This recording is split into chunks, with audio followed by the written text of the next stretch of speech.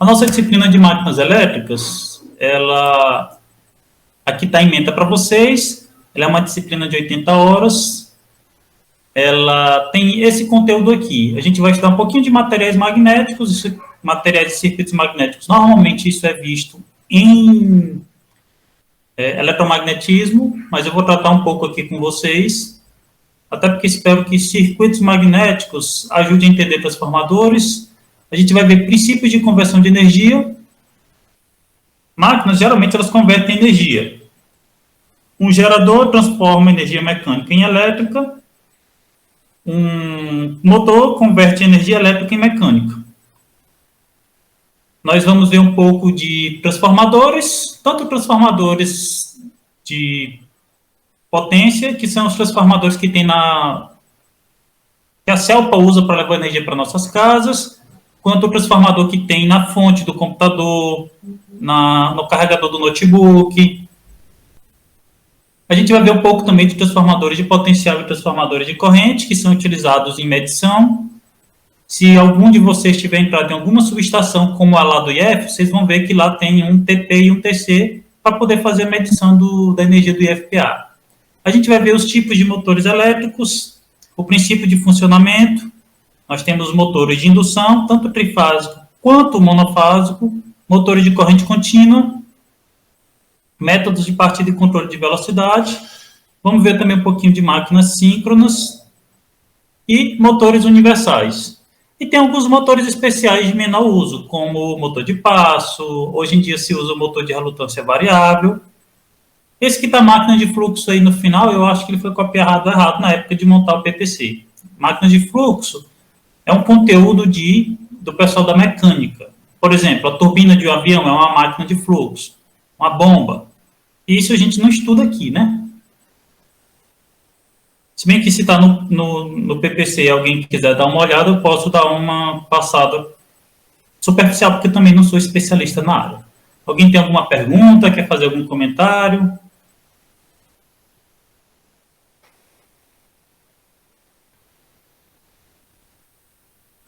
Eu não sei se o senhor já falou, mas na outra aula, de ontem, que eu não consegui, entrei atrasada, mas como vai ser a sua avaliação? É prova, projeto? Eu vou falar daqui a pouco.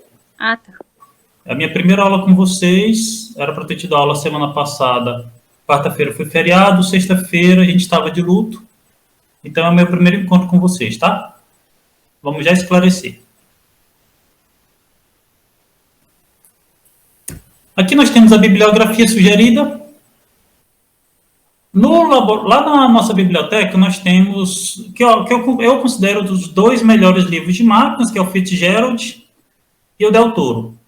Para o nível de aprofundamento de vocês, 80% a 90% dos materiais está melhor no Del Toro. O Fitzgerald ele é um pouco mais rebuscado, mas tem algumas coisas que o Del Toro chega a ser melhor. Mas são dois livros, se você tiver acesso a qualquer um dos dois, é mais do que suficiente, ok? Para quem tiver essa vontade, esses livros estão disponíveis na internet também. Na outra turma, alguns alunos tinham esses livros. Não sei como é que está a possibilidade de buscar na biblioteca para vocês, porém, recomendo que vocês tenham pelo menos um deles, ou pelo menos uma boa apostila, que algumas universidades têm. Se vocês pegarem qualquer apostila de máquinas elétricas para engenharia, ela deve abordar o tema adequadamente. Até pelos resultados em turmas anteriores, eu não costumo aprofundar tanto a matéria. Não vou aprofundar tanto assim, porque geralmente o pessoal...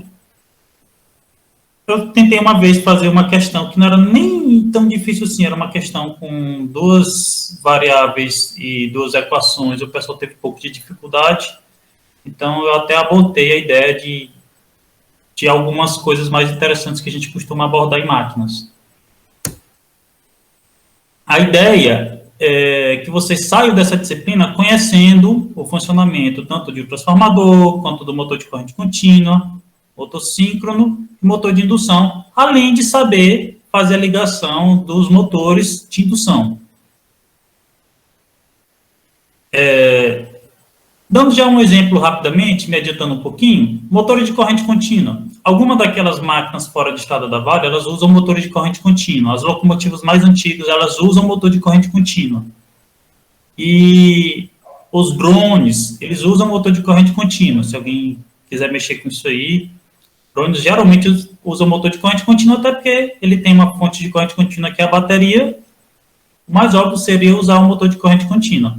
Não necessariamente todos os carros elétricos usam motor CC, ok? É muito comum utilizar motores de indução. As locomotivas mais recentes, apesar de que ela tem um gerador dentro dela própria, ela usa motor de indução. É até um caso interessante, porque você tem um motor diesel, você tem um gerador de corrente alternada, essa corrente alternada é retificada, e você tem um inversor para de volta transformar em corrente alternada. E a gente vai ver exatamente por que você não acopla o motor direto no gerador, já que os dois são de corrente alternada. E motor síncrono, ele é usado principalmente hoje como gerador. Um exemplo de motor síncrono, o alternador do carro. Ele é um tipo de gerador, é um tipo de motor síncrono utilizado como gerador. Os geradores das grandes usinas hidrelétricas, geralmente, eles são geradores síncronos. E os motores de indução são a grande maioria. O do seu ventilador é motor de indução, o da geladeira, ar-condicionado, e por aí vai. A grande maioria dos motores hoje são motores de indução, que são motores que são baratos, eles são bem robustos, e eles praticamente não dão manutenção. Na verdade, você dá manutenção no motor de indução, basicamente limpeza, e se tiver alguma outra coisa além disso, provavelmente tem alguma coisa errada nele. Ou a rede está com algum problema, ou tem algum problema na carga.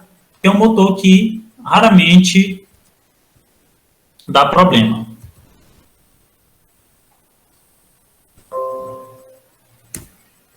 Vamos lá. A manutenção de motores é uma atividade comum. Imagina que se algum de vocês forem trabalhar em uma grande empresa, pode ser uma Vale, pode ser a Komatsu, possivelmente, uma das áreas vai envolver motores. Se você trabalhar na manutenção das máquinas fora de estrada, elas têm motores elétricos. A maioria de hoje, na verdade, acho que todas as recentes, elas, em vez de um motor de combustão interna tracionar as rodas, o motor de combustão interna geralmente vai tocar um gerador, e a energia desse gerador vai tocar os motores elétricos que vão movimentar a máquina. Principalmente por eficiência. Se você tem um motor de 4.000 HP, primeiro que a transmissão mecânica dele é cara e complexa. Vide aquelas maquininhas, aquelas Caterpillar menores da Vale, elas são assim. É um negócio caro e o rendimento é na ordem de 50%, talvez 60% se for muito bom. Quando você usa o motor, um gerador elétrico e um motor elétrico, mais de 80% dessa potência do motor fica disponível na roda. Então, você tem um ganho muito grande de eficiência. É como se você, antes tinha uma máquina que precisava de um motor de 6.000 HP, pode fazer o mesmo trabalho com um motor de 4.000 HP, porque você tem uma transmissão mais eficiente. Então, daí você tira. Essas máquinas fora de estrada, elas têm motores da ordem de 1.000 cavalos de potência, ou 700 kW. As locomotivas atuais também, as Evolution da Vale, ela tem 6 motores de 1.000 HP. A SD80 também, são 6 motores de 1.000 HP. Eu conheço mais, porque eu trabalhei na área, então, a locomotiva eu conheço razoavelmente bem, enquanto as máquinas fora de estrada mais conceitualmente. Ok? Alguém quer compartilhar alguma experiência, compartilhar alguma coisa ou perguntar alguma coisa?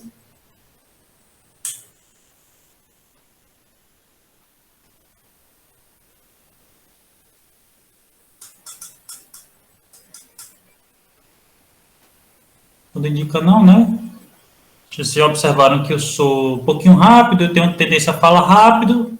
Se eu estiver falando rápido, vocês podem, por favor, peçam que eu volto, explico de novo, tento diminuir a velocidade. Se vocês deixarem, eu boto a quinta marcha e vou direto. Então, eu sempre tenho a tendência a parar, perguntar, até para dar uma quebrada, porque em sala de aula já é um pouco complicado quando eu falo rápido, imagina a distância, que qualquer coisinha dá uma queda na internet, tem alguém na sua casa, começou a botar um vídeo da Netflix, aí os primeiros segundos ele baixa bastante, aí a internet fica um pouco mais lenta. Então, não tenham medo de... Se você tiver com vergonha de falar no áudio, pode digitar aqui que eu estou com ele aberto do lado também. Eu uso 2 telas aqui para facilitar a visualização. Do notebook aqui e um monitor externo para que eu consiga enxergar. Foi assim que eu consegui trabalhar nessa aula remota. Se ninguém vai se pronunciar, a gente vai dar continuidade. Antes de introduzir o assunto, eu queria justamente discutir com vocês o que a colega já tinha perguntado. Vocês têm... A nota do semestre de vocês era composta de 2 notas bimestrais. Tradicionalmente, eu faço uma prova que vale 7 pontos e uma atividade de laboratório que vale 3. Seria um método... Seria bom para vocês? Ou vocês têm alguma outra sugestão?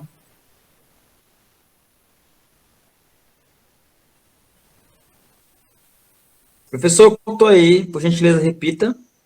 Vamos lá. Geralmente, eu faço 2 provas valendo 7 pontos cada uma, e os outros 3 pontos de cada bimestre são uma atividade de laboratório, que você realiza e você apresenta um relatório. Vai ser avaliado, geralmente eu avalio tanto o seu desempenho no laboratório, quanto o relatório que você apresenta. Ok? Professor, uma sugestão. Para essas avaliações sua, tem como o senhor fazer uma atividade para gerar ponto extra, caso a gente precise isso ser uma ajuda? Olha, o procedimento padrão a gente faz os pontos do bimestre. Dependendo de uma série de outras coisas, a gente pode pensar em pontos extras. Mas se eu já começar pensando em ponto extra, eu já começo errado. A gente tem que pensar na correção se vier o problema. Então, o meu plano sempre é 7 mais 3. Outras coisas, elas vêm depois, ok? A gente começar pensando em ponto extra, porque a gente já está começando errado. Ok? Toda disciplina que eu começo com ponto extra, o pessoal sempre relaxa. E até por isso que eu controlo muito raro, geralmente, sendo muito sincero com vocês, eu só faço ponto extra quando tem alguma coisa externa que impacta. Ok? Então, como a disciplina já foi planejada remota, a princípio não é a pandemia que vai impactar. O que geralmente dá problema, por exemplo, na turma passada do médio, aí teve o início da pandemia. Então, a gente teve que repensar algumas coisas. Mas, a princípio, quando eu começo pensando em ponto extra, eu já estou começando, eu vou tirar nota baixa e eu vou pegar uns pontos extras. E, geralmente, tem muitos anos que eu dou aula, isso sempre causa problema. Nos 2 últimos ENADs, teve questão de máquinas que foi abordado nas nossas provas. A qualidade do curso de vocês. Muita gente não soube resolver, né? Ou seja, essas pessoas que não souberam responder essa questão impactaram a nota de todo mundo, inclusive de vocês. Renato perguntou se vai ter aula de laboratório, já falei que vai ter aula de laboratório. Eu gostaria de fazer laboratório com uma pessoa por bancada. Fica um pouco mais puxado. Significa que vocês vão ter menos atividades para fazer. Mas, a princípio, é o que eu acho que vai terminar acontecendo, sendo muito sincero com vocês. A vantagem é que vocês vão fazer tudo. A desvantagem é que vocês vão ter menos tempo. Vai ser cada pessoa com uma atividade. Quando eu coloco 2, eu já estou colocando... A bancada ela não tem como ter 2 pessoas sem elas estarem muito próximas uma da outra. Então, é por isso que eu estou pensando mesmo na atividade de laboratório, onde cada pessoa fica em uma bancada, o que dá 2 pessoas no laboratório por vez, ok?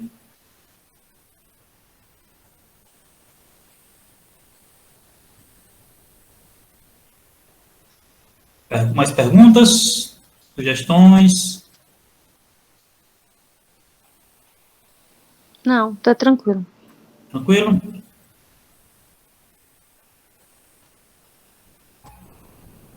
Mais alguma coisa? O que vocês estão achando? 7 mais 3? Teve turma, inclusive, que, professor, a gente prefere que a nota seja só a prova. Já teve turma que pediu. É muito arriscado, é colocar todos os ovos em um cesto só.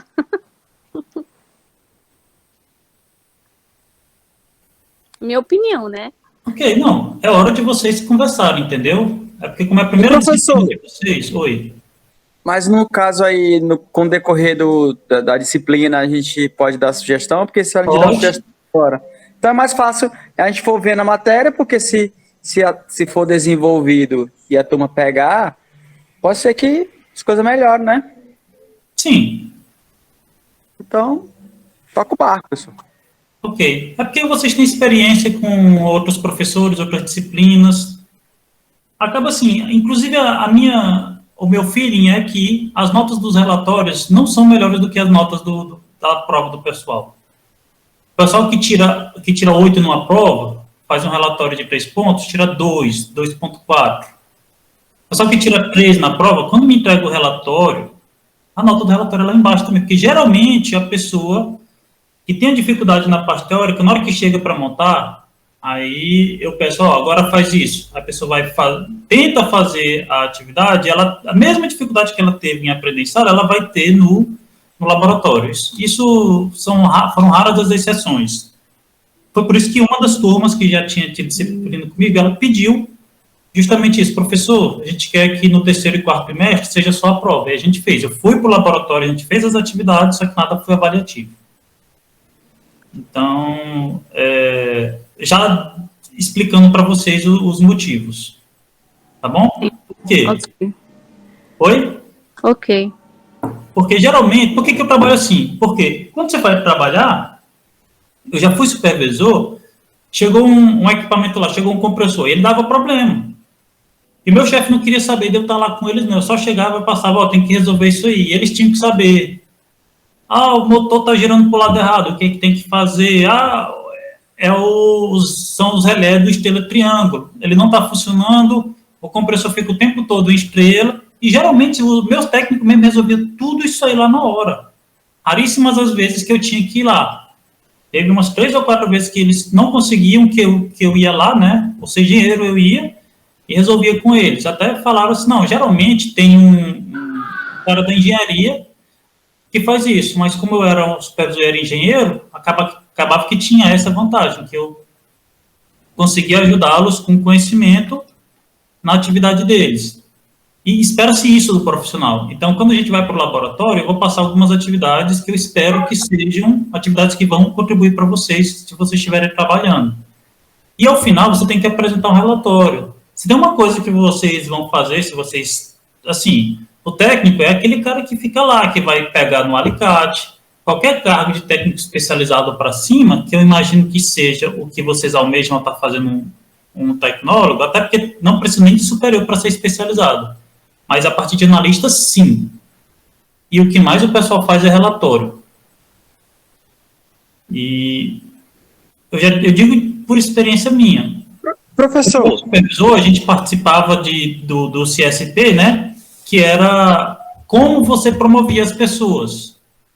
E pelo menos 3 casos assim. Tinha 2 caras, um excelente tecnicamente e um que era bom, não tanto quanto o primeiro, mas era muito melhor nessa parte de mostrar os resultados, de apresentar um relatório. E geralmente esse segundo é que tinha promoção. Inclusive tinha um cara muito bom nosso, tinha um cara fantástico, ele era inspetor de via. Ele andava aqui em cima, ele já conhecia todos os problemas. Quando tinha alguma coisa, era a opinião dele que valia. Quando aparecia uma vaga para ser uma promoção, quem foi promovido não foi ele, foi o outro que, vamos dizer, cara, eu não estou desmerecendo o segundo não, mas ele não tinha metade do conhecimento do primeiro. Mas as planilhas e as apresentações, os relatórios do cara eram tão bem feitos que o chefe dele subiu, foi um cara.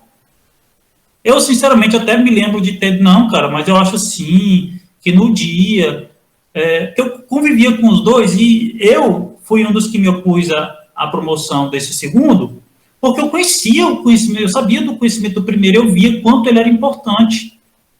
Só que, para o pessoal que chegava em cima para a gerência, chegava os relatórios do segundo. E aí, como é que o pessoal foi justificar? Não, ninguém quis ir contra todas as avaliações que tinha no CSP do cara. O cara tinha avaliação melhor, porque ele tinha relatório melhor, porque ele apresentava melhor.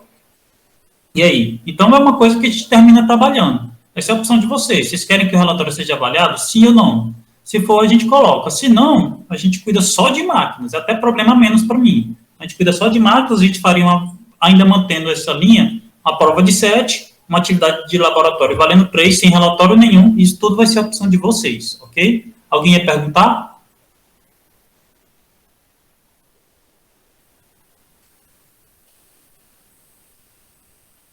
Alguém tentou falar quando eu estava falando? Pode falar. Odeão. Professor, com relação... eu prefiro que a gente, no meu caso, né, que aprenda a gerar relatório, né? Haja visto que a sua história aí tem fundamento, né? Justamente. Então, não adianta o cara ser aquele cara bom em campo, que quando chegar aí numa sala, que consiga fazer um relatório técnico para o gerente e não se desenvolva, aí vai passar para o segundo, que o segundo vai e faz, e no final das contas, quem ganha a estrelinha é quem fez o relatório, né? Pois é. Essa é a minha preocupação. Quando eu faço minhas disciplinas, eu já tento pensar nessas coisas.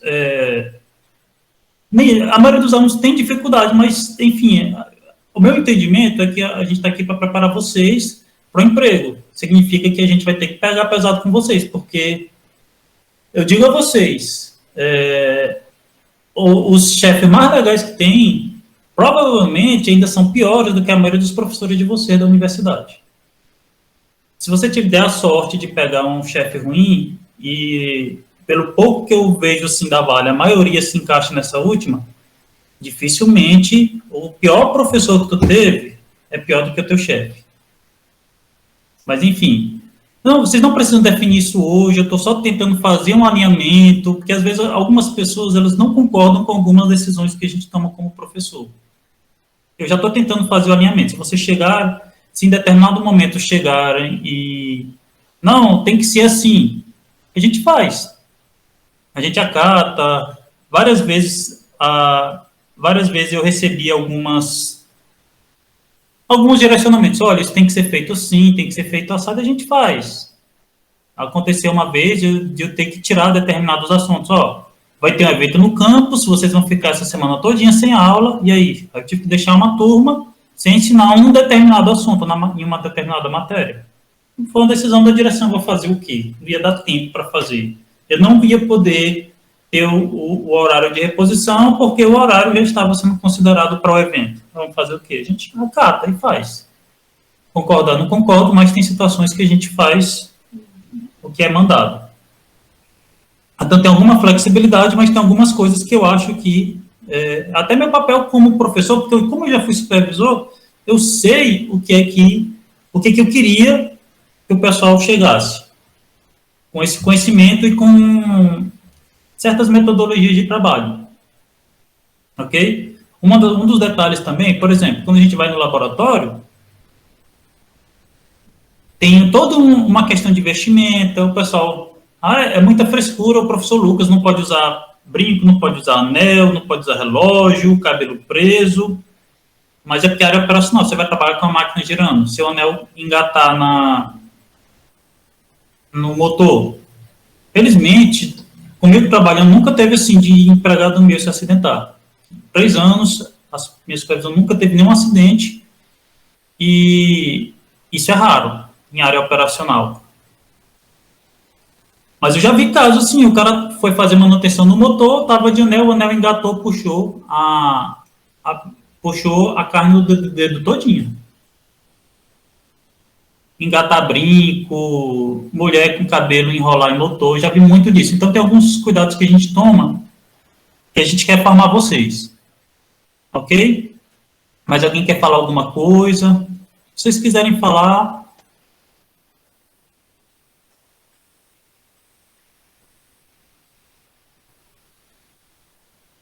Professor, boa noite. Da sua carga horária, quantas horas de laboratório está no planejamento? Meu planejamento, como eu falei, não é rígido. Eu estou querendo fazer... O mínimo de carga de laboratório que eu quero fazer com vocês são 20 horas. Ok? Ok, é de 80 horas, né? De 80 horas. Ou seja, se para pensar, se tiver 2 pessoas no laboratório, vão ser 2 horas por pessoa. Ok? Vê que não é muito tempo. Ah, entendi. Tá vendo? Que 20 horas aqui parece muito, mas na realidade termina sendo pouco. Ou a gente pode pegar, porque assim, depende de como a gente fizer, cada um vai 3 vezes em uma atividade de 50 minutos. Dá para fazer mais ou menos isso. Indo 3 vezes uma atividade de 50 minutos, vai dar mais ou menos 35 horas, desculpem, vai dar mais ou menos de 28 a 30 horas, que são um terço. Eu quero tentar chegar em que cada um fique pelo menos 3 horários de 50 minutos no laboratório, em atividades em dupla. Espero que a gente consiga, entendeu? Então, eu vou tentar focar no assunto aqui, só no que eu acho mais importante, para que a gente vá no laboratório. Mas, por exemplo, a gente já perdeu 4 horas semana passada. Tem certas coisas que a gente pode passar por cima. Eu vou falar muito pouco de máquinas síncronas, muito pouco peso. A gente vai falar pouco de máquina de corrente contínua, mas eu não posso chegar e deixar vocês saírem sem saber mexer com o motor de indução, sem saber interpretar a corrente, saber como funciona, o que acontece. Se eu aumento a carga no motor de indução, o que vai acontecer? No motor de corrente contínua é uma coisa, no motor de indução é outra coisa. Isso influencia, inclusive, no uso. Por que, apesar de você ligar na tomada que é corrente alternada, o teu liquidificador é motor de corrente contínua e não motor de indução? A ideia é que vocês saiam sabendo saber essas coisas. Foi meio pleonástico, né, minha frase, mas é mais ou menos isso. Então, tem algumas coisas que eu realmente acho importante. Vocês querem começar aqui ou vocês querem discutir alguma coisa? Porque, assim, vocês tiveram aula já com vários professores engenheiros e não necessariamente isso é importante, mas, por exemplo, hoje eu dei a aula, fui o primeiro professor engenheiro da turma nova do médio. E eles começam e eles têm essa curiosidade de saber como é, o que faz. Professor, eu gosto disso, o senhor acha qual carreira? Vocês já estão no curso superior, mas vocês estão no 5º semestre, vocês estão em tempo de definir o TCC de vocês, pelo menos na hora que eu entrei, que tinha 3 pessoas, ninguém tinha começado o TCC, pessoal, vocês estão no 5º período. Vocês já tinham que ter começado, vocês já tinham que estar com a pesquisa em andamento. Tem algumas pessoas que talvez não saibam a área que vão trabalhar, e se vocês quiserem aproveitar esse momento para isso, a gente pode. É uma hora não, são 40 minutos que a gente tem até terminar a aula. Se vocês quiserem aproveitar aqui para conversar comigo sobre isso, a gente faz. Se não, a gente pode começar a teoria da disciplina mesmo. Nesse caso aí, a gente vai conversar aqui, você dá alguma sugestão, dúvida? Sim, exatamente. Eu trabalho na Vale e eu atuo na área da telemetria, a parte de monitoramento dos caminhões, dos equipamentos, né, via despacho. Via telemetria, né, através de GPS, né. E essa parte do TCC, eu não sei por onde começar, né. Eu não sei se tem como eu aplicar na área que eu estou trabalhando, se eu tenho que procurar outra área. Eu já trabalhei na área da manutenção também, já trabalhei uns 2 anos na parte de equipamentos de infra, né, fazendo revisão dos equipamentos, mas desde 2014 eu atuo na telemetria. E, assim, a telemetria antigamente a gente não fazia muita telemetria em si, que a gente trabalhava direto com o despacho, e o supervisor dava direcionamento mais para a gente, para a parte de despacho, para ver parte de comunicação, mas hoje a gente realmente está fazendo a telemetria, entendeu? E assim, a gente trabalha muito direto com a preditiva também, que querendo ou não, a telemetria se torna uma preditiva. A gente consegue ver os equipamentos que estão apresentando falha de motor, transmissão, sistema de freios, e assim, a gente consegue dar um diagnóstico no momento para a manutenção, e também consegue deixar um pré-diagnóstico para, tipo, o equipamento parar daqui a 15 dias, 20 dias. Eu não sei se dá para aplicar alguma coisa nesse curso. Sim, em primeiro lugar, a parte elétrica, ela é uma... Se você comparar a preditiva na parte elétrica com a parte mecânica, ainda está muito distante. Você tem muita coisa que você consegue fazer manutenção preditiva na parte mecânica, a parte elétrica é bem pouca. Pelo menos era quando eu estava na área. O pouco que eu vejo assim de longe, eu vejo que já evoluiu muita coisa, tem bastante novidade, mas ainda a parte elétrica ainda usa muito pouco a preditiva. Até por limitações tecnológicas também. Mas sempre tem. Eu vou já atender o Elson, que está na fila para falar, mas eu queria aproveitar já que tu está falando. Em primeiro lugar, tu tem curso técnico? Eu tenho formação técnica em mecânica e eletromecânica. Ok. Você trabalhou já na parte elétrica, alguma coisa? Você trabalhou na parte elétrica? Eu trabalhei, quando a gente vai para manutenção, principalmente acho que em todas as áreas, né, infra, caminhão fora de estrada, lá na infra eu fazia revisão de patrol, trator de esteira, e assim, atuava de tudo a um pouco, né, parte de substituir filtro, mas é troca de peça, entendeu? Essa parte de trocar um farol, alguns diagnósticos para ver a falha de ar-condicionado, ou tá chegando algum alarme, a gente tentar identificar, ver o que é que estava acontecendo, e eu fazia, né? Ok. Então, mas assim, experiência com alguma coisa mais elétrica mesmo, ó. Esse motor aqui, esse motor elétrico, você trabalha com manutenção de motor elétrico, por exemplo, já que a gente vai falar de máquinas? Não, nesse caso, não. Como eu falei, né? era parte de manutenção, era revisão, isso era troca de peça. Não tinha a gente não conseguia dar um diagnóstico, né? Olha, eu não tenho muita experiência na área, mas assim, sempre tem alguma coisa que você pode incluir. Vocês são de automação, não necessariamente vocês têm que mexer com parte elétrica. Vocês tiveram disciplina de hidráulica e pneumática, não tiveram? Eu não entendi. Vocês tiveram a disciplina hidráulica e pneumática? Sim. No tempo que eu fiz o curso técnico. Não, aqui. Aqui eu não lembro, não. Eu tô com alguma disciplina pendente aí, só se for da disciplina que eu não fiz, né? Cara, se tu parar para pensar, a automação, ela envolve uma série de coisas. Você pode fazer uma automação e os atuadores serem hidráulicos e ou pneumáticos, tanto que existe automação eletropneumática. Só dando um exemplo aqui. Então, mesmo que teu foco seja mecânico, a de automação não se dá muito bem com a parte elétrica, tem muita coisa que tu consegue fazer. Naturalmente, eu não consigo te orientar, porque eu não sou dessa área, não entendo muito, mas sempre tem muita coisa que você consegue fazer.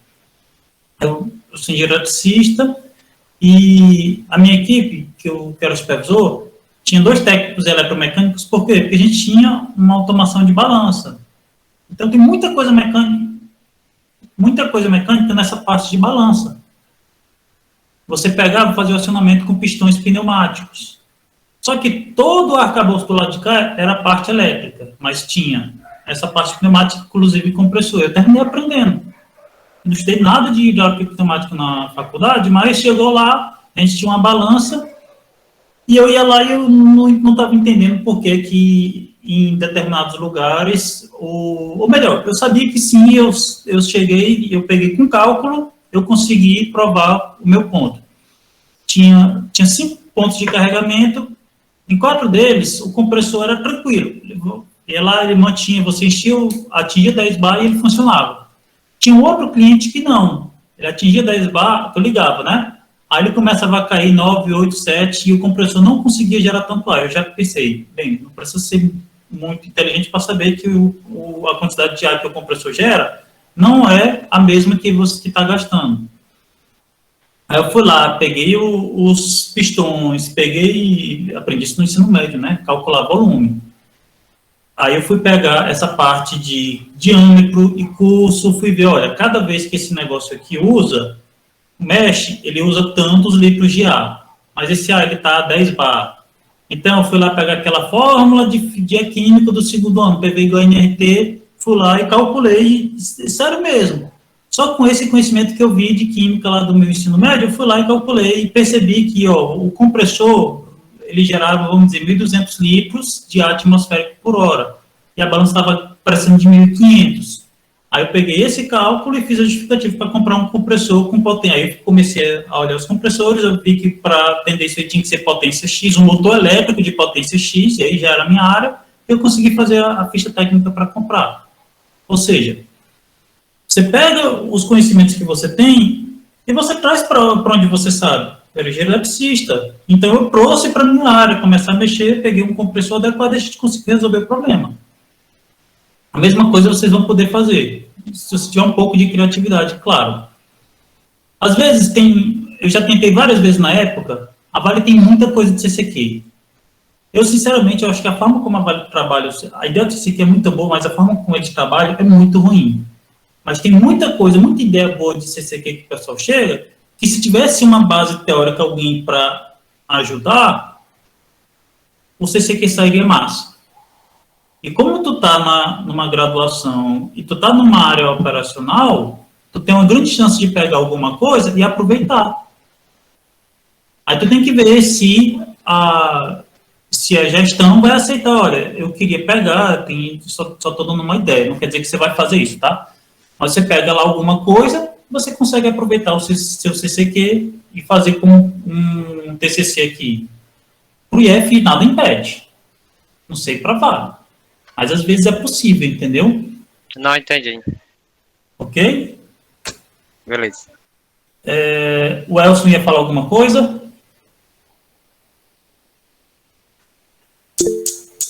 O Luciano é o próximo. Só um momento, professor, que eu estou pagando aqui um boleto aqui do CRT. É o seguinte, eu já tenho meu projeto, eu só preciso de um direcionamento, né, de mais algumas ideias, que ele é do ramo também de automação e social, né?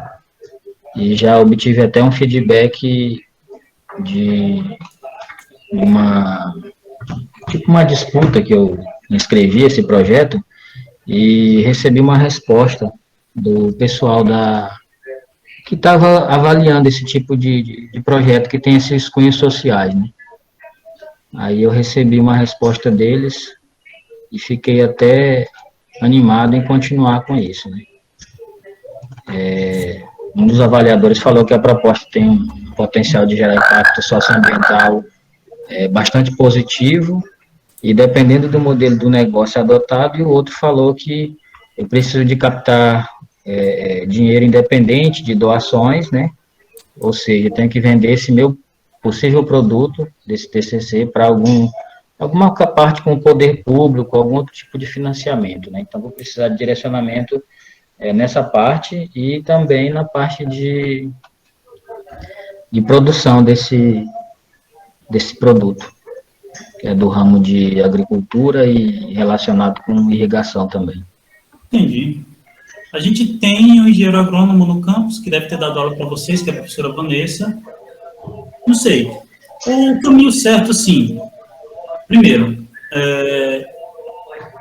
você já tem um tema, o que é excelente, mas você já tenha começado a pesquisa, e aí você vai pegar um professor que consiga orientar. Às vezes, vamos dizer, você vai fazer um projeto de irrigação.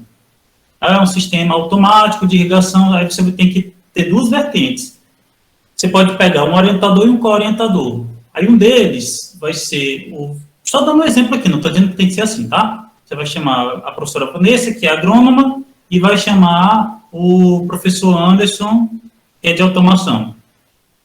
Aí, com esses dois orientadores, você vai conseguir fazer um trabalho que une essas duas áreas.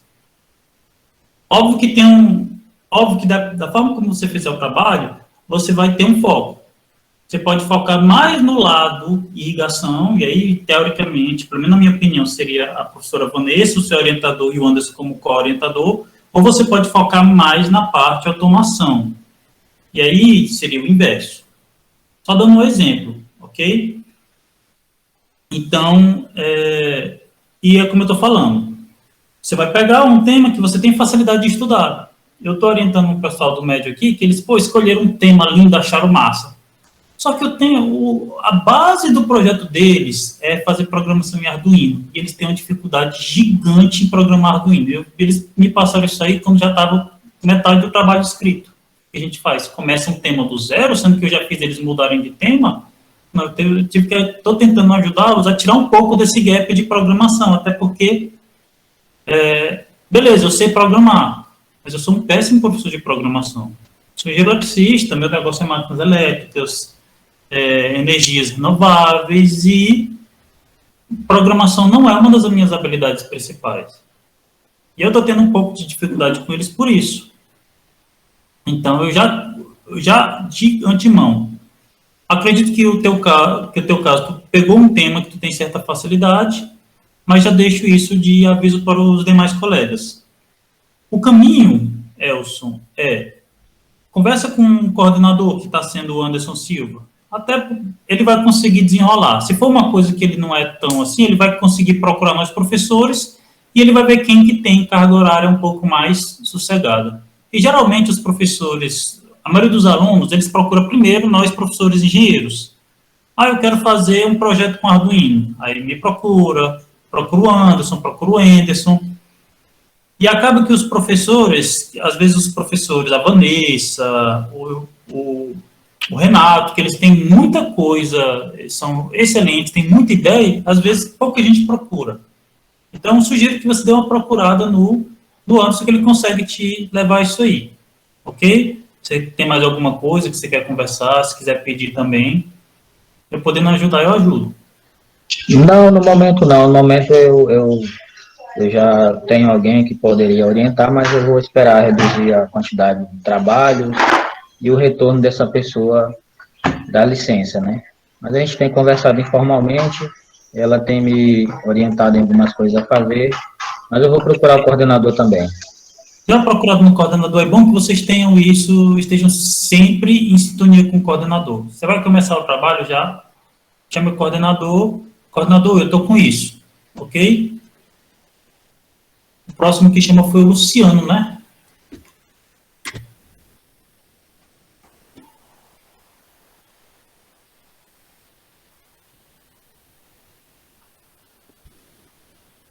Luciano, oi.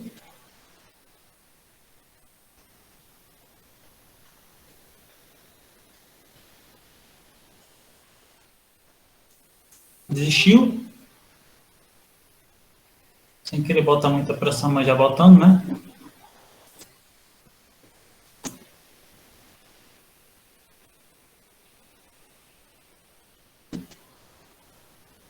Mais alguém quer falar alguma coisa? Querem perguntar?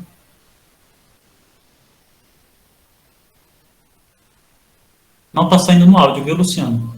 Não estou chegando aqui. Não sei se está chegando para os colegas. Não está chegando aqui, não.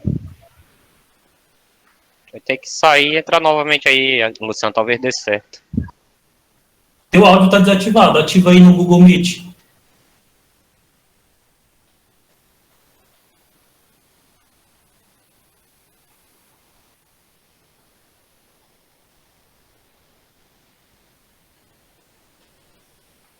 Ele vai voltar aí.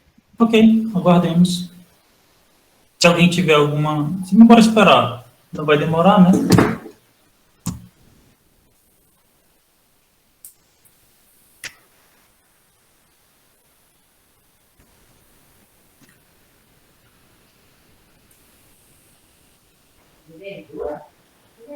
Pronto, pode falar agora.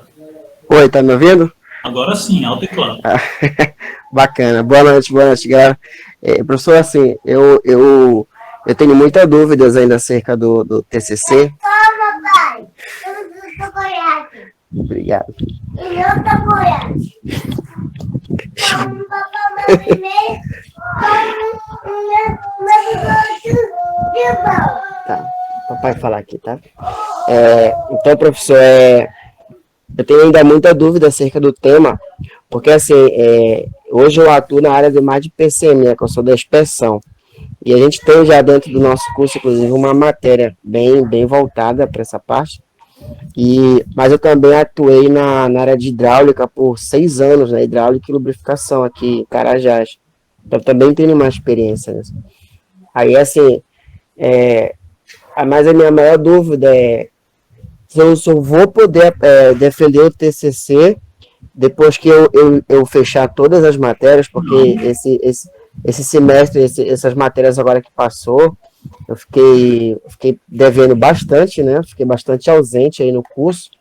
Aí eu vou demorar um pouco para concluir, né? Pela quantidade. Então, minha dúvida é essa. E também depois eu queria uma orientação. O que seria mais viável para mim hoje fazer, assim, porque em relação a aquilo do meu conhecimento, né, na parte de hidráulica, lubrificação e parte de PCM, eu vejo que eu percebi que eu tenho uma facilidade melhor de pegar mais informação, é justamente na área de PCM, porque ali eu tenho acesso à informação, tenho acesso ao desenho, então eu tenho muita facilidade para adquirir essas informações, né? Hoje eu trabalho com o quê? Qual é minha área? Eu trabalho com bomba centrífuga, eu trabalho com bomba de vácuo, eu trabalho com ciclones, dispersadores, filtro disco, bombas de captação de água, dragas de barragem. Então tem essa diversificação dentro do PCM, né, minha área de atuação. Aí, mas é essas dúvidas assim que eu tenho. Enfim, inclusive eu fui professor da disciplina de planejamento e gestão da manutenção e também da de confiabilidade da automação A. Eu pedi para não pegar mais porque acaba que nós, assim, você tem X professores, aí estamos nós professores da área técnica, os engenheiros eletricistas e de automação, a gente estava com a carga alta e tinha vários professores que não eram dessa área, que podem pegar essa disciplina com carga muito mais baixa. Aí eu pedi para não pegar mais, mas eu trabalhei bastante com gestão da manutenção, né, eu era, assim, já fugindo um pouco desse tema aí, eu era supervisor, minha supervisão era pequena, eu era de eletroeletrônica, sempre a eletroeletrônica, ela é uma das áreas, assim, que hoje são mais essenciais e a verba é baixa. A minha verba de manutenção, tudo que eu tinha para comprar peça e tudo no ano todinho, eu dava 300 mil reais o nosso orçamento anual de compra de peça, dessa parte tudo que eu comprava, até os parafusos que tinha que comprar, vinham desses 300 mil reais, e mais da metade era um dos nossos contratos de manutenção. Então, não sobrava muito dinheiro. O que a VP trocava de trilho em um dia, um dos três que trocava de trilho em um dia, era mais do que o meu orçamento do ano todo. Então, eu tinha 6 pessoas e todo o meu pessoal era operacional. Apareceu uma 7ª vaga, eu botei operacional. Eu preferia eu ficar fazendo planejamento, gestão, eu mandava comprar material, eu que tinha que pegar os meninos, eu ia mandar os meninos viajar, eu tinha que agendar hotel, arrumar passagem, então eu fazia um pouco de tudo. E eu terminei aprendendo muito de gestão da manutenção por isso. A gente chegava e fazia, na quinta-feira a gente fazia reunião, geralmente o supervisor mandava o pessoal, e eu como supervisor ia representando a minha supervisão, porque eu não tinha o meu planejador aprovisionador. Até as ordens no meu tempo era Oracle, né, quem fazia o encerramento de OS, o aprovisionamento, tudo era eu. Então, eu tenho um pouco de experiência, eu sei como é, e, enfim, tu já tem um tema de cabeça que tu consiga chegar e dizer, olha, isso aqui é um tema que eu acho que foi pouco abordado, ou não foi abordado, ou se foi razoavelmente abordado, tu tem uma vertente diferenciada para pensar em trabalhar? Não, professor, ainda não tenho, né? Ainda não parei para pensar, sinceramente, isso. Como o Sober falou, a gente está bastante atrasado, né, em relação a isso aí. Já visto que o curso, previsão de conclusão dele agora em março, né? Então, a gente acredito que a maioria da turma está bem atrasada, eu ainda não parei para... Aí eu queria justamente isso, professor. Assim, tipo assim, alguém me desse um direcionamento dentro daquilo que eu já atuo, que eu acho que seria muito mais fácil para me defender algo, entendeu? Aí essa ajuda que eu precisaria. Tem 2 formas de se definir tema, certo? Existem o que a gente chama de temas definidos por alunos, às vezes o aluno chega e tem uma ideia. Vários dos projetos que eu oriento, o aluno chega e, professor, eu tenho esse tema aqui, o senhor tem interesse em orientar? Oriento. Foi o caso da Ana Paula, da Automação A. Ela tinha um trabalho na área de energia solar e ela pediu minha orientação. Eu peguei e passei. Inclusive, algumas mudanças na linha de pesquisa dela, eu sugeri, você quer fazer isso? E ela foi gostando.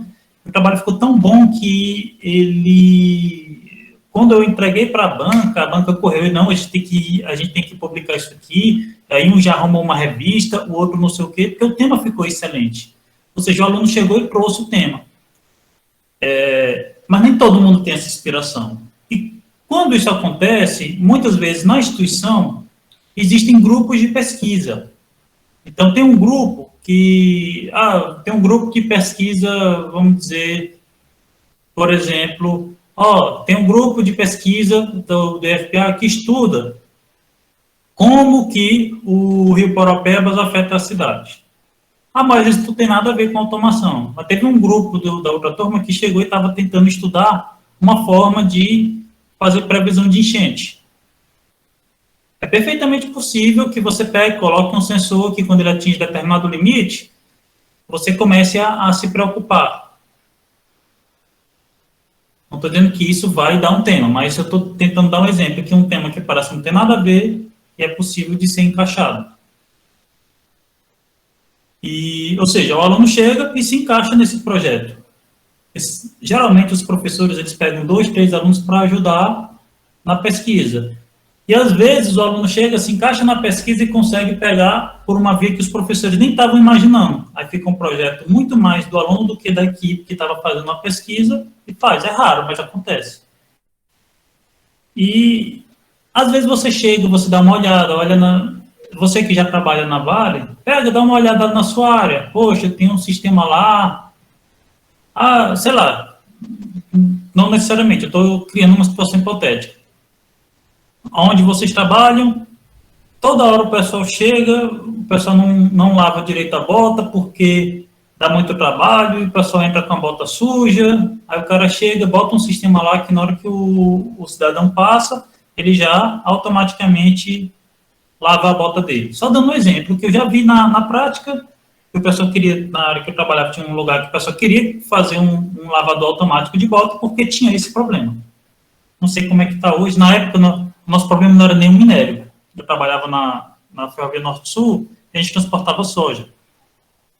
Aí caía a soja do trem, ela ficava esparramada no chão e aquele trem fede, meu amigo. Pense num negócio fedido, chama-se soja apodrecendo. Então o pessoal entrava com a bota suja na área e ficava... Esse cheiro passava lá para dentro. Aí o pessoal queria fazer um lavador automático de botas por causa disso. O CCQ deles era isso. Não sei a quantas anda, não sei como é que foi, eu saí da empresa, mas enfim, estou só dando um exemplo aqui do que pode ser feito. Na minha área, hoje, tem um projeto que eu estou querendo fazer, mas antes de eu começar, eu vou ter que buscar os grupos de pesquisa do IF, e eu não acredito que eu conseguiria, que essa linha de pesquisa que eu estou querendo desenvolver, seria a tempo para virar um projeto integrador, um TCC de alguém da turma de vocês. Não acredito que vai dar tempo, então não estou nem prometendo nada. Se alguém tiver algum tema que for de uma área minha, professor, eu queria estudar isso aqui, eu queria fazer um TCC nessa área, se orienta, eu posso orientar. Mas, sendo muito sincero, hoje eu não tenho um tema assim para encaixar alguém. Se tivesse, eu faria. O que eu estou querendo fazer é um projeto de longo prazo, de 3 a 5 anos, que vai ter etapas, claro. Que vai ter uma etapa que vai ser feita de um ano, que pode muito bem um aluno fazer ao longo de um ano, outro ao longo de outro. Mas até isso começar, dificilmente vocês conseguem fazer isso para março. Então, não vou nem prometer isso nada a vocês.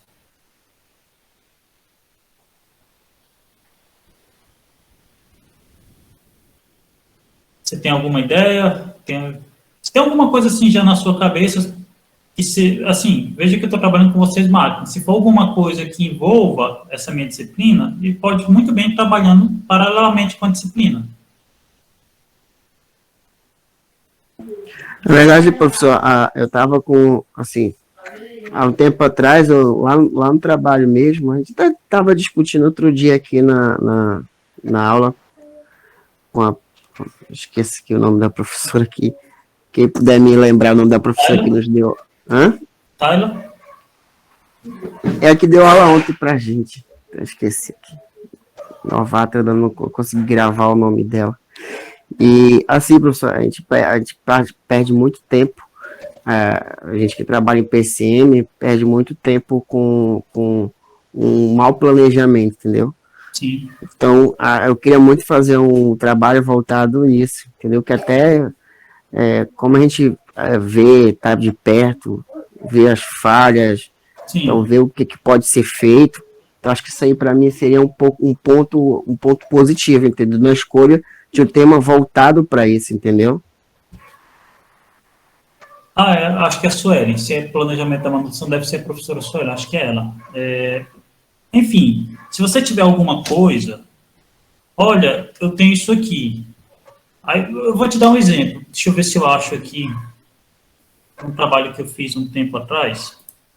Eu fui convidado para dar uma palestra na UFRA e eu apresentei uma atividade que teve lá. Tem algum lugar por aqui.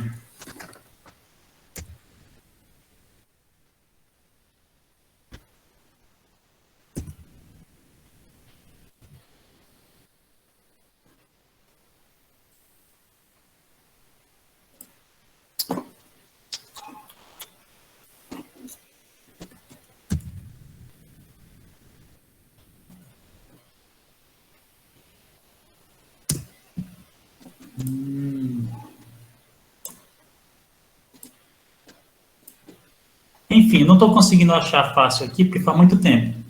Foi em 2017 ou 2018, eu fui convidado a dar uma palestra na UFRA para o pessoal de engenharia de produção. Aí foi um engenheiro eletricista, um engenheiro mecânico, um engenheiro de automação. Eu, o Ricardo e a Tabata, mais especificamente. A gente foi lá, cada um falar de suas experiências. E eu falei, te dar uma ideia. Lá tinha uma oficina, tinha um corredor da empresa que eu trabalhava, que ficava, salvo engano, em São Paulo, ou era no Minas Gerais. E eles, o que acontecia? Eles tinham uma oficina lá que conseguia receber 4 vagões por vez. E eles tinham sei lá, vamos dizer, eles tinham uma frota de 800 vagões que essa oficina estava dando conta. E estava previsto entrar um pátio novo, né, de carregamento, e isso ia aumentar em 1.000 e tantos, 2.000 vagões a quantidade. Então, ia ser construída uma oficina toda nova para poder atender essa frota toda nova. Então, como o pátio ia demorar 3 anos, eles fizeram a oficina em paralelo. Só que quando estava faltando 1 ano para terminar a obra da oficina e do pátio, apareceu um cliente lá, do nada. Olha, eu tenho uma carga aqui para vocês, eu quero que você transporte determinada coisa aqui para mim. A empresa ela tinha os vagões em outro lugar, ela conseguia alocar para lá. Porém, aumentando essa quantidade de X de vagões, a oficina pequena, que já estava lotada, não ia dar conta. E aí, o que o pessoal ia fazer? Já estava com a oficina que ia ficar pronta 1 ano depois. Tu ia fazer o quê? Tu ia construir, expandir, gastar um dinheirão, expandindo essa oficina pequena, ou tu ia ficar 1 ano sem receber essa carga, porque tu estava sem capacidade. Aí eles passaram para um engenheiro de produção nosso lá, e o cara pegou, ele fez um trabalho lá, ele só estudando o que um cara de fora, inclusive. Geralmente, quando o cara chega assim na área, o pessoal já torce o nariz. Ixi, chegou um engenheiro aí, esses caras que não sabem porra nenhuma e vão querer mudar as coisas aqui pra gente. E geralmente é assim, pessoal. As 2 empresas que eu trabalhei assim, que eu fui contratado, a equipe de campo, ela torce o nariz. Eu não confio em você de jeito nenhum a princípios. Chegou um engenheiro que tem 0 de experiência. Quando o cara é técnico vira engenheiro, todo mundo dá o maior valor. Quando o cara é engenheiro que nunca foi técnico, o pessoal tem uma dificuldade em aceitar. Não é todo lugar, mas pelo menos nas minhas 2 experiências foi assim. E o cara chegou lá e o pessoal, ele mediu tudo, mediu quanto tempo o pessoal gastava em banheiro, quanto tempo eles gastavam indo da ilha de produção para... O que aconteceu? Eu vou pegar aqui, fazendo punch para vocês, vou apresentar aqui e tentar ver se vocês entendem o meu raciocínio. Pronto. Tá. Pense que isso aqui é a oficina. Opa. Aqui é a oficina. Aqui tinha os trilhos, né? Onde estavam os vagões. Aí a oficina cabia 4 vagões por vez.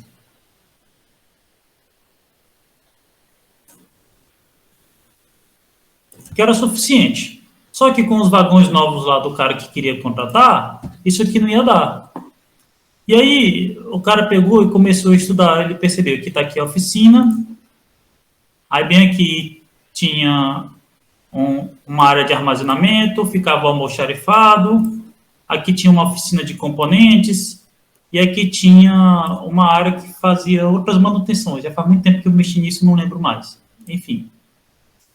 E aí ele percebeu que o pessoal chegava, aí vinha fazer manutenção aqui, começava a fazer a manutenção no vagão. Tá. Tinha 2 caras nesse, 3 nesse, 5 nesse e 1 nesse aqui. Ah, faltou peça. O cara vinha lá no almoxarifado.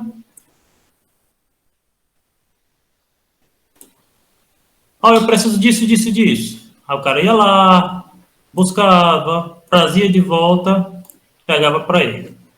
Daqui a pouco esse aqui. Aí daqui a pouco tinha cara de 3 equipes aqui fazendo fila. Inclusive, os caras de componentes, todos eles tinham que... Chegou cedo para janta, Diego. Boa noite. E aí você começava a criar filas. E aí você ficava com muitas horas improdutivas da equipe, porque o cara estava esperando gente de outras equipes fazer seu trabalho. Aí o cara, depois de estudar tudo isso aí, o que ele fez? Ele pegou a oficina e organizou, ele pegou. Essas 2 baias aqui são para manutenção pesada de vagões. Essas 2 baias aqui são para manutenções leves. Primeiro, ele separou as manutenções pesadas e manutenções leves. Essas manutenções leves são manutenções que duram só um dia. Ou seja, todo dia, um desses vagões, todo dia esses 2 vagões tinham que terminar a manutenção. Não importava assim. E às vezes eles tinham que pegar e colocar 8 pessoas no vagão para poder terminar ele num dia. Mas os vagões que estavam aqui, eles tinham que terminar em um dia. Isso era trabalho do PCM, garantir que aqui nessa posição são vagões que precisam de um dia. Os 2 de trás, não. Por quê? Antigamente, o cara terminava esse vagão aqui e ele ficava preso porque tinha um desses 3 aqui, ainda estava em manutenção, então não podia tirar. Desse jeito aqui, não. Todo dia esses 2 vagões tinham que sair, então se acontecer de um desses vagões aqui precisar sair, ele vai sair, porque todo dia um desses aqui sai. Ele pegou e reorganizou o almoxarifado. Pegou as 2 áreas aqui e deixou uma pequena área de peças mais comuns. Ou seja, todo dia tem manutenção de freio de vagão, todo dia aqui ele já tem uma certa quantidade de válvulas de vagão. Que aí ele não precisava, algumas peças o cara não precisava mais esperar na fila aqui para pegar, porque já tinha aqui. Aí o que aconteceu? Com isso aqui, todo dia, 2 vagões terminavam a manutenção. Nunca mais acontecia de um vagão aqui estar pronto e ficar retido pelos vagões que estão aqui na frente. O PCM, ele teve que rever todo o seu trabalho. Por quê? Quando chegou o vagão X e vagão Y. O cara do PCM, quando deixava esse vagão, já deixava no dia anterior para o cara do almoxarifado separar as peças dessa manutenção. Porque algumas manutenções preventivas, você já sabe quais são as peças. Então, a maioria dessas coisas já estava pronta. Você otimizou o tempo do pessoal do almoxarifado, otimizou o tempo desse pessoal todinho aqui, moral da história. A produtividade dessa oficina aqui, ela dobrou. Se os caras faziam manutenção de 800 vagões por ano, dava para, a partir disso, fazer quase 1.600. E se eles precisaram, eles não estavam precisando de 1.600 vagões por ano, eles estavam precisando aumentar de 800 para, vamos dizer, 1.200. Então, a pequena oficina, com um investimento que acho que não foi 20 mil reais no tempo, ele dobrou a capacidade e teria sido capaz de suportar os primeiros 2 anos da expansão da ferrovia, para te ter uma ideia. Só com um trabalho, sim, um cara... Claro que ele pediu ajuda de todo mundo, o PCM de lá, os mecânicos, os técnicos, todos eles, depois de um tempo, eles foram lá e começaram a dar suas opiniões, e o cara chegou nesse layout, chegou nessa forma de trabalho. Cara, se isso aqui não dá um TCC, eu não sei mais o que dá. Só para te dar um exemplo. Se você conseguir, isso aqui, o que eles chamam de Lean Manufacturing. Vou escrever aqui para vocês.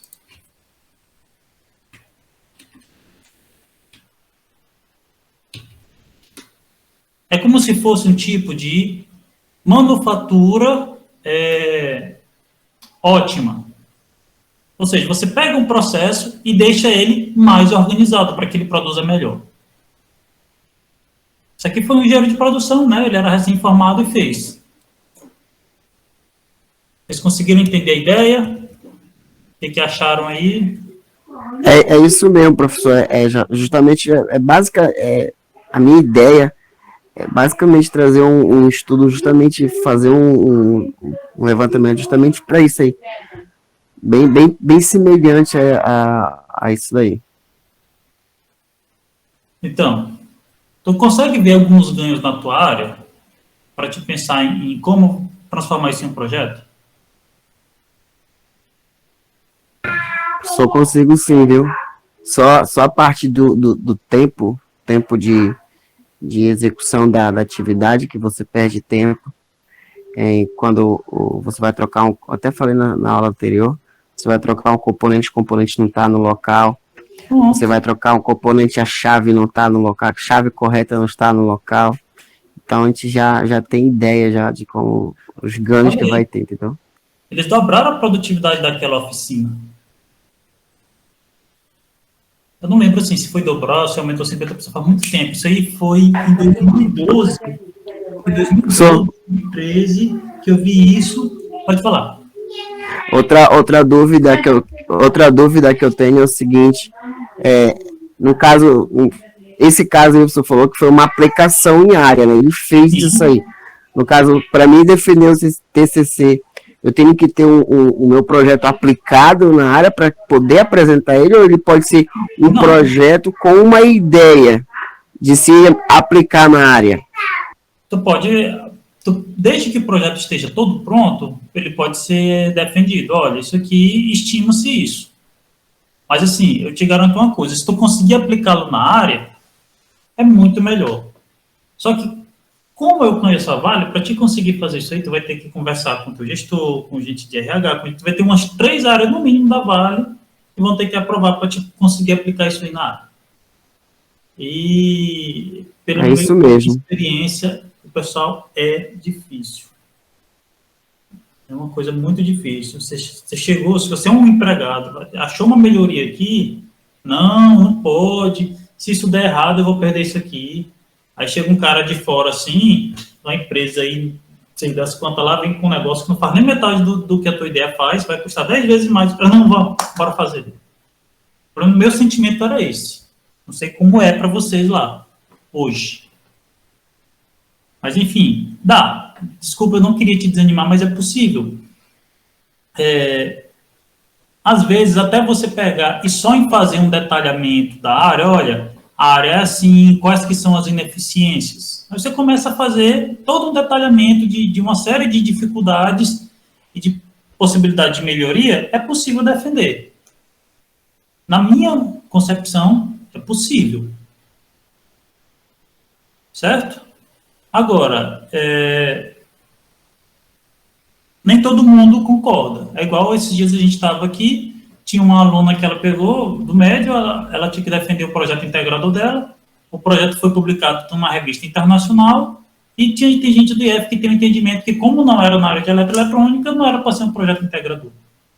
Na minha opinião, Ela integrou várias áreas, integrou a parte de conhecimento de computação que ela vê, integrou a parte de biologia, integrou a parte de química. Beleza, teve quase nada de eletroeletrônica em si. Ela foi um projeto que integrou informática e conhecimento do ensino fundamental, mas para mim integrou.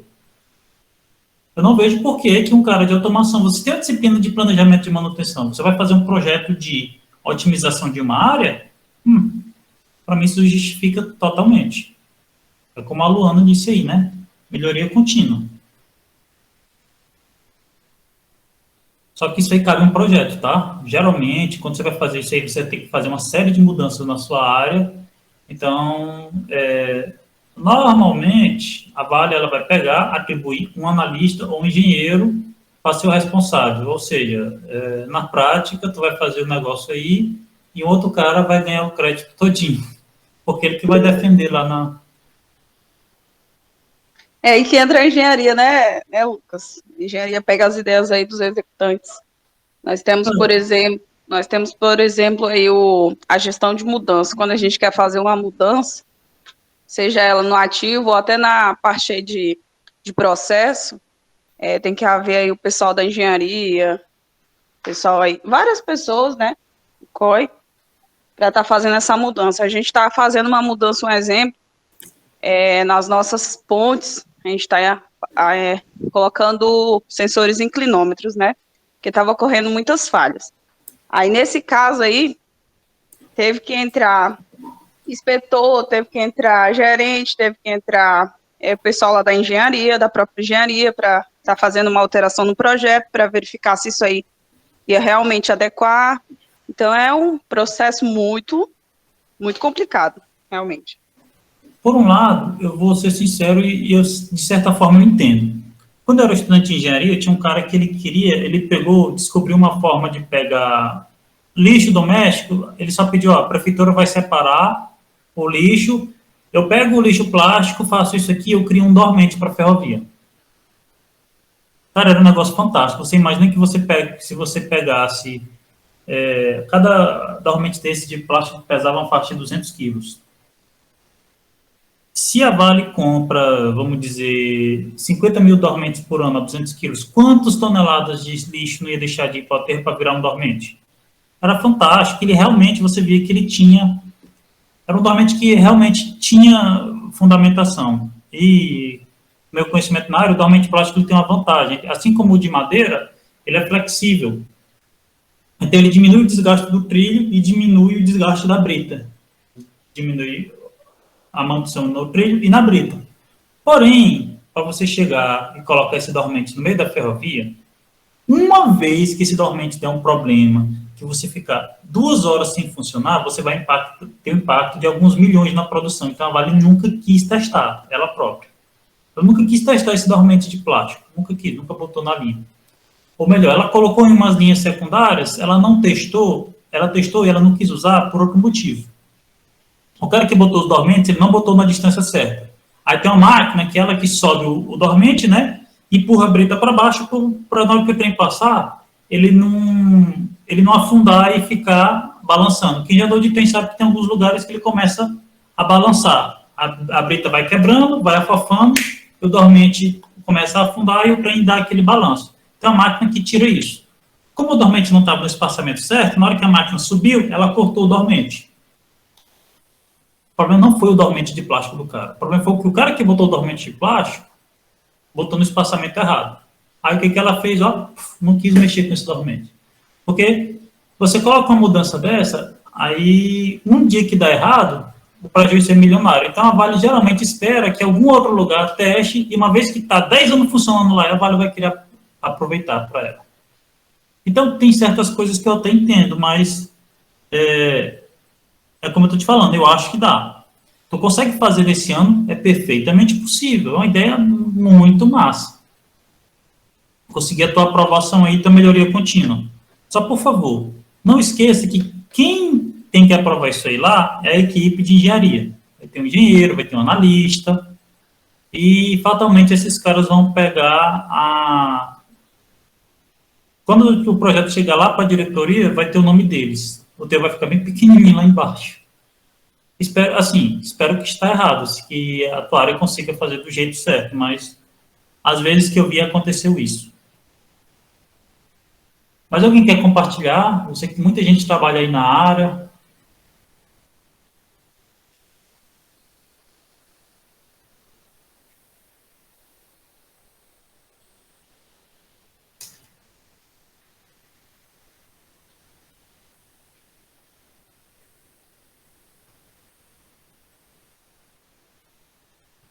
Bem, se ninguém mais tem nada, a gente vai continuar esse assunto aqui na próxima aula. Eu vou já disponibilizar no Cigar o slide de aula que eu vou usar na aula que vem, tá? É só uma introdução, mas eu vou colocar no Cigar. A introdução na prática, eu vou fazer algumas revisões de alguns assuntos que eu espero que vocês tenham aprendido. Por via das dúvidas, eu tentei tratá-los novamente aqui, para que quando a gente começar o assunto da disciplina mesmo, a gente não tenha... professor, o que é falta de potência? Mas como assim atrasar a corrente? Eu vou tentar tratar algumas coisas com vocês para que quando a gente começar o assunto mesmo, a gente esteja no nível mínimo de conhecimento, tá bom?